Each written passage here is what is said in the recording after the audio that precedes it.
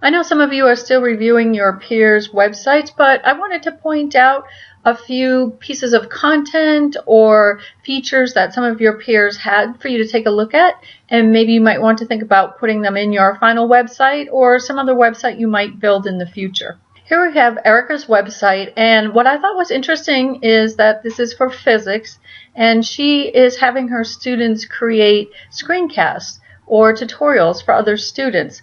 And she's provided the students with very specific step-by-step directions for how they can create their own screencasts. So I think that's a great idea to have students be creating and sharing their knowledge. Here we have a page from Aisha's website, which I thought was really interesting. She's done a nice job of mixing graphics in. Hers is related to math, and she describes what they're going to be doing in the discussion board, and she's created a few topics for students to comment on related to topics that they'll be learning in class.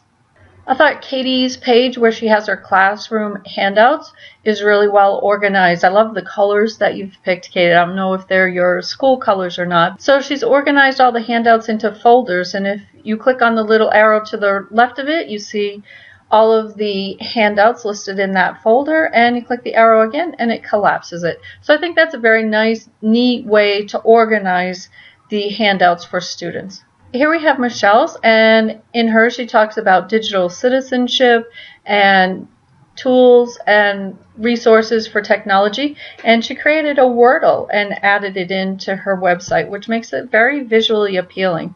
The other thing that she's done that I thought was very interesting is if we go to one of the discussion boards, in her discussion boards she provides background information as well as very provocative but appropriate prompts for students.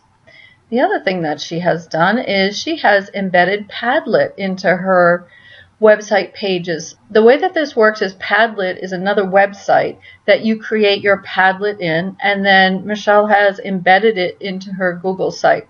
So now students can read the questions, and you just click anywhere and you can type in your name and then write something in response to one of the prompts. The other thing that students can do is they can add a URL to either an image, a video, map, slideshow. They can upload a file, or they can take a photo from a webcam. So this is a very innovative way to get students to be posting information.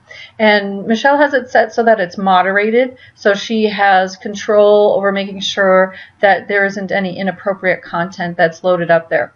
You might want to give it a try, and if you want, then you can just click on the trash can to remove it. Here we have the first page of Jessica's website, and what I like about this is that she gives a very thorough explanation about the purpose of the website, as well as the information that students and parents can find on this website.